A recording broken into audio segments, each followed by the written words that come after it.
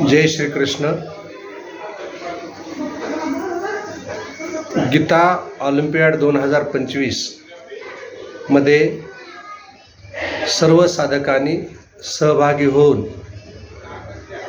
खेळाचा आणि भगवद्गीतेच्या पवित्र श्लोकांचा अनुभव घ्यावा।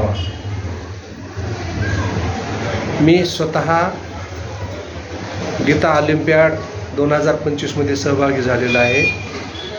गीता ऑलिम्पियाडमध्ये मनोरंजनात्मक खेळसुद्धा आहेत आणि पवित्र गीतेच्या श्लोकांचं श्रवण करत असताना त्याचे क्रेडिट्स पण मिळतात।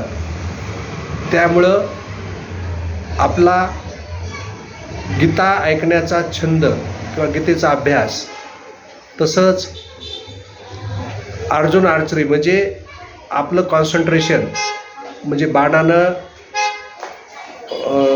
माशाचा डोळा छेदण्यासाठी असे विविध गेम ह्या ऑलिम्पियाडमध्ये सहभागी आहेत। कोडे सोडवणं,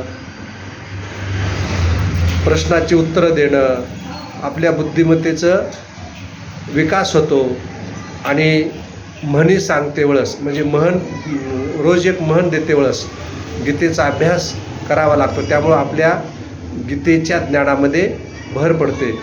तरी सर्वांनी गीता ऑलिम्पियाडमध्ये सहभागी व्हावं ही नम्र विनंती। जय श्री कृष्ण।